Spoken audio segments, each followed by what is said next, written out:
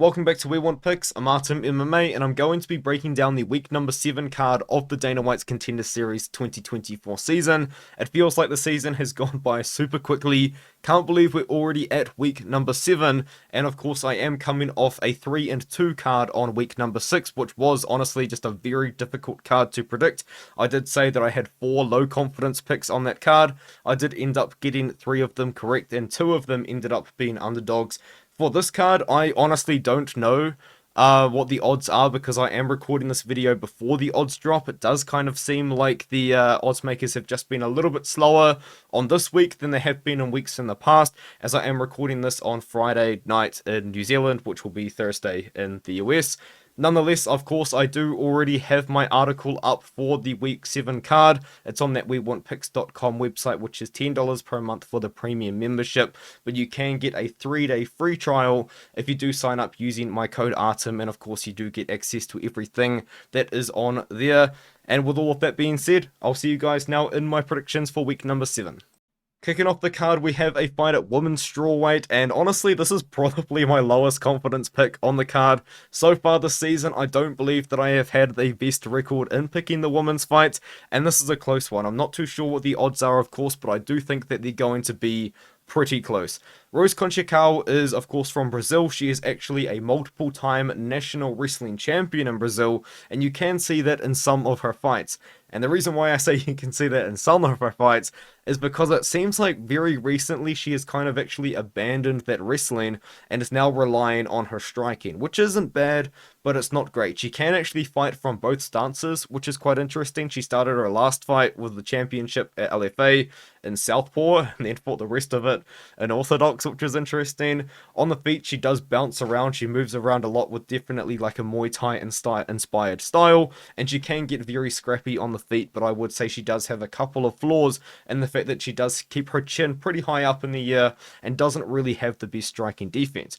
She's taking on Alexia Thainara, who was quite an interesting fighter to me, because although most of her fights have actually finished with her winning by submission, I would actually consider her to be a striker for the most part. In all of the fights that I was able to watch of her, which was a lot of them because you can find them pretty easily on YouTube, she was getting taken down in these fights and then was locking up the submission. So I wouldn't necessarily say that she is really like an offensive grappler, although she has shown that she can get submissions in really any position. I was able to find quite a few of her fights, of course. I did actually watch her fight against Rayanne Amanda, where she did end up winning by submission, but Rayanne Amanda was finding a lot of success on the feet against her. And then as well, I was able to find this 8-second armbar. Her opponent honestly looked like she'd never trained before. She really just walked forward, like standing vertically upright. Alexia Thainara comes forward, dives for a takedown, gets in like, I guess top control, I guess you could call it, when you just dive on someone, and then she turned it into an armbar in 8 seconds. It was one of the fights of all time, really. And then after that, I was able to watch her 2 recent fights, and both of those fights, she really was kind of controlling in the striking, but she was actually taken down quite a few times by this opponent, Taining Souza, and also I believe she was taken down a couple of times by Rayanne Amanda as well. So her takedown defense is decent, but I wouldn't say that it is great. I do think that Alexia Thainara is actually going to be the better striker and the better pure grappler in this matchup, because Rose Conceicao, in the matchups that I have seen where she has been getting takedowns, such as her fight against Mayara Tace was able to kind of throw up submissions and throw up strikes off the bottom, and was able to kick off Rose Conceicao in moments, but Rose Conceicao did really win that fight with her dominant top position. This is really a matchup, in my opinion, which comes down to, is Rose Conceicao going to wrestle? Because if she is going to wrestle, I think she does win this fight. I don't think that Alexia Thainara's takedown defense is great, even though she does have great defensive jiu-jitsu. And I do think that Rose Conceicau's wrestling is very solid. On the feet, though, I do think Thainara is a little bit better. She isn't the best striker in the world, but she does have pretty decent boxing. She does throw a lot of straight punches, and she does throw them with a pretty decent amount of power. I would give the striking edge to Thainara, and then the pure grappling I would give to Thainara. But I do think that Rose Conceicao has still shown in her career that she can get the takedown and she can control in top control. Yes, it's probably not the most family-friendly style, or the style that Dana White's going to jump out of the seat for, But I think that if the fight goes in that direction and Rose Conceicao does go and look to wrestle, I do think that she will be able to win this fight. I don't recommend putting any money on this one because I feel like it could go under if either of them get a submission or something along those lines, and it could go over if Conceicao does control in top position and just kind of controls the fight like that. Now moving up to Kevin Vallejos fighting against Cam Teague. I love this matchup. I think it's going to be fun. I am actually a bit of a fan of Kevin Vallejos, I will be honest with you. He has had very many exciting fights in his career so far, and one of them happened to be a year ago when he was only 21 years old against someone that you probably recognize in Gene Silva. And if you go and watch that fight, Kevin Vallejos wins the first round and looks really good doing it, but then in the second and the third round, a little bit of fatigue started to set in, but also more so Gene Silva just started to land good shots. The way that that fight really took place was Kevin Vallejos was showing very nice boxing on the inside. He was landing very nice counters. Gene Silva wasn't getting hurt by them by any means because Gene Silva's a monster, but Vallejos was landing good shots, and he started his second round pretty good, but then Gene Silva started to land, and he started to land heavy, and that's kind of when the fight did start to change directions, and Gene Silva really took over in the third round and did have Kevin Vallejos hurt pretty badly in the third round. Since then, though, he has actually won a couple of his fights. He was actually able to have a couple of good performances and actually mixed in his grappling in his matchup against Gonzalo Contreras, and also mixed in, of course, his grappling in the fight which he won by submission against Maximiliano Perez. And grappling is something that I do know that he has been working on and does have in the back pocket. But for the most part, I would say that Kevin Vallejos is a boxer, and he does have very nice eyes in the pocket, and I do like that. Cam Teague is a very interesting fighter because he's a big guy for the weight class. He is going to be a lot bigger than Kevin Vallejos because Vallejos is a small featherweight. Even against Gene Silva, Vallejos looked very small for the weight class, but now Silva's thinking about moving to 155. But nonetheless, Teague's a big guy for the weight class and Vallejos is a little bit smaller, so Teague is going to have a bit of a size advantage here. One thing about Cam Teague is that I would say that his biggest weakness is probably his striking defense, but his biggest threat is honestly his cardio and his chin as well. And he really was able to showcase that in his actually most recent fight against Austin Lingo, the former UFC fighter Austin Lingo, who is quite well known for having a lot of first round knockouts on the regional scene. And if you watch that fight, it's kind of an interesting one because Austin Lingo is finding a lot of success on the feet against Cam Teague, but honestly, after Lingo finds a lot of success, he gassed out really badly, and Cam Teague just took over late into the second round and ended up getting a finish over a very gassed out Austin Lingo, who was unleashing the gas tank trying to finish Cam Teague. So we know that Cam Teague is tough, but we know that he can get hit as well. I would say that Cam Teague is mostly a striker. He does use his size very well. He strikes from range. He does throw a lot of kicks, and I would say he does throw a lot more kicks than Kevin Vallejos, who really kind of does only box on the feet. He does have leg kicks himself, but it's not going to be as many kicks as Cam Teague. So the way that this fight kind of breaks down for me is, can Kevin Vallejos close the distance? And when the fight is in close, can Kevin Vallejos land his counters?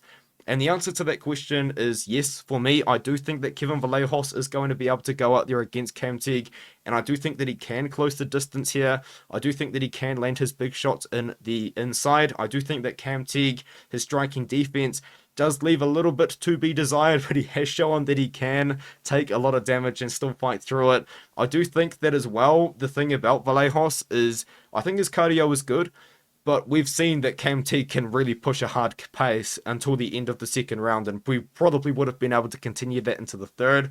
So maybe something to look at, because of course, in the Vallejos versus Gene Silva fight, it was Silva that started to take over in round 2 and 3.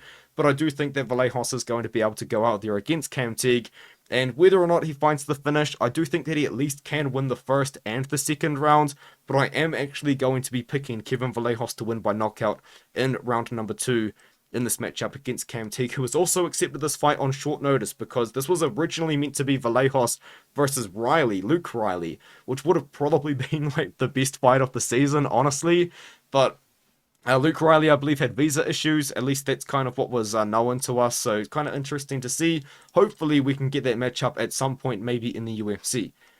Now we have Francesco Mazzeo versus Kevin Christian. a lot to say about this fight, but also nothing to say about this fight. And I know that makes absolutely no sense, but you've kind of got to view this fight from a little bit of a pessimistic viewpoint. I will be honest, Francesco Mazzeo is on the Contender Series because he accepted a short notice fight against Rafael Sakura, but then the fight against Philip Latu kind of ended up getting changed because Latu ended up fighting against Sterling, and now he fights against Kevin Christian. So originally, he accepted the fight on short notice against someone else, and that's why he's on the Contender Series. The way you've really got to look at this, though, is I think that we've seen Mazzeo too early into his career, man. Like, this guy is 2-0, really, because if you watch his fight against Joan Aristei, yes, he won the fight, but Joan Aristei was shooting a takedown, got the takedown, but landed awkwardly on his arm and broke his arm. Disgusting injury. That's the fight. You don't need to see it if you don't want to see it. And then against Angus Hewitt was looking decent. Now, yes, Mazzeo was hurting him on the feet. Hewitt had some moments, but Hewitt was taking him down. And then what happened was Angus Hewitt actually took him down. They were up against the cage. I guess Mazzeo had one knee down, but his back was up against the cage. Got kneed pretty badly to the head. Called a disqualification win for Mazzeo. So he's won one fight by DQ, one by injury, and then two by KO in 37 seconds and 43 seconds. So what I can tell you about Mazzeo is that he's a very, very athletic guy for the division. He's actually a former middleweight, but he does not look out of place at all at light heavyweight, in my opinion. Very athletic, very fast, pretty technical striker as well. I think that if he just had a little bit more experience, I would be a lot more higher on him, because I don't think that his takedown defense has looked great so far in his career against guys like Angus Hewitt, and even Joanna Aristei took him down twice in that 59-second time period. Kevin Christian, Kevin Christian's just another fighter that's really big for 205 pounds. He's fought once since 2019. So he's fought once in 5 years. And you can find a lot of these fights earlier on into his career because he does have a YouTube channel called Kevin Christian. And he's uploaded all of his fights there. But someone's filmed him on a iPhone -2 or something like that. You can see them though. You can find them. You can even see his fight against Daniel Trindade on there, where he did win by triangle armbar because he was in bottom position. He locked up the submission. Kevin Christian, I think, is just a grappler. I don't think he's really got any striking. In his fight against Miguel Porto, his first fight since 2019, in the first exchange of the fight, he literally runs into Miguel Porto, 6'7", light heavyweight, by the way, chin up in the air, nearly looking at the ceiling, and just throwing straight punches from his hips. Not even from up here, not even from his chin, not even from his shoulder or anything, from the hips. So he's got no striking, even though he actually won by knee to the body. But you. Yeah, you can watch that fight easily. It's on UFC Fight Pass. He looks good on the ground, though. Kevin Christian's a grappler. Francesco Mazzeo has bad takedown defense. I know this breakdown was a total mess, but this fight is a bit of a mess. You know, if you actually really look through it, Francesco Mazzeo accepted a short notice fight, had 2 different opponent changes, and this is where we are. Yeah, I think Kevin Christian can get the takedowns. I don't think his wrestling is amazing, but he's 6'7" for the weight class. He's going to be bigger than Mazzeo, the former middleweight. And I think it just kind of comes down to, does Kevin Christian want to wrestle? If Kevin Christian strikes with Mazzeo could knock him out in a minute. I really could see that happening. But I think Kevin Christian can get the takedowns.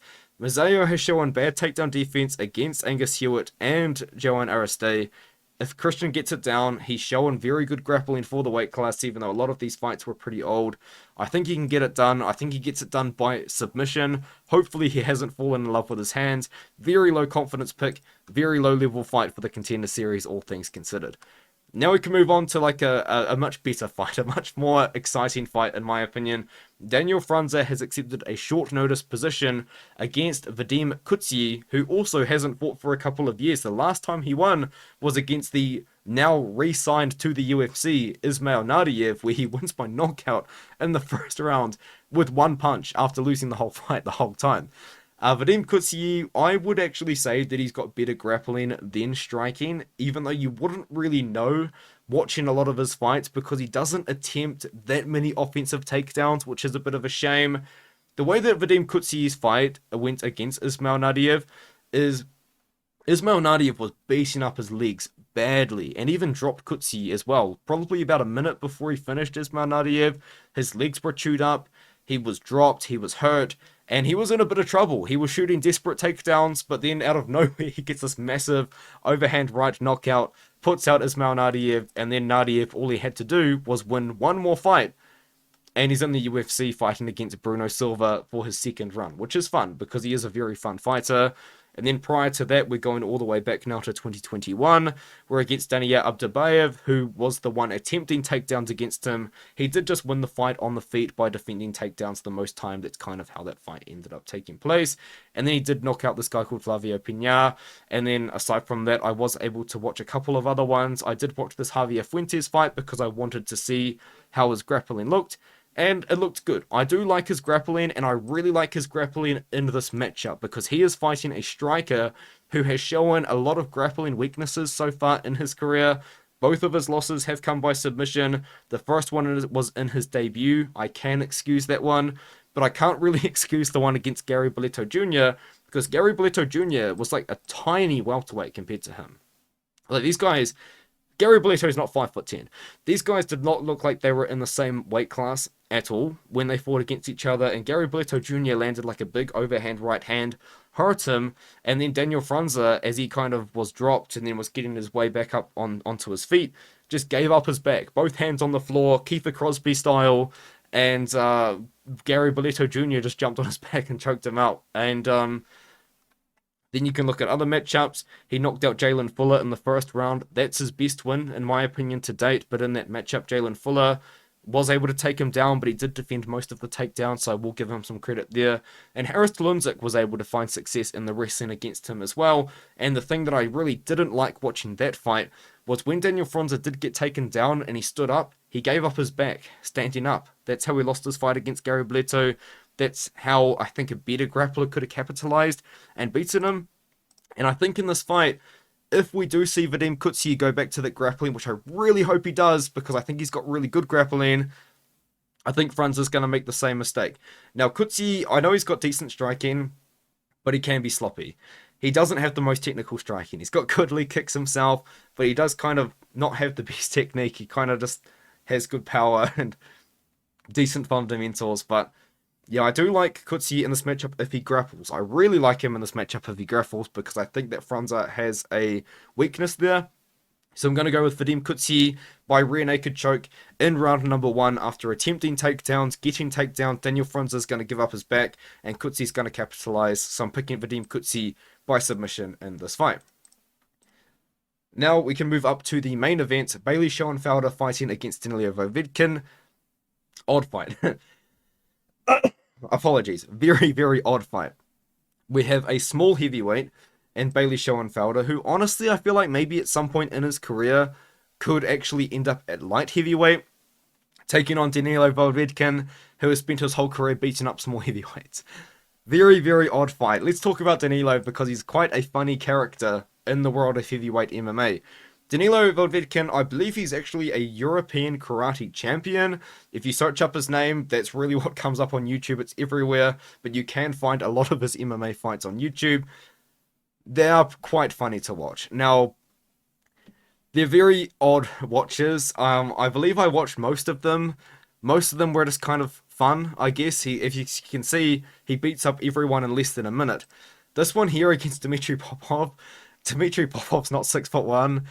He's just a really, really big dude, and it looked like he didn't really train that much. Voievedkin goes out there, just absolutely hammers away and knocks him out in 28 seconds.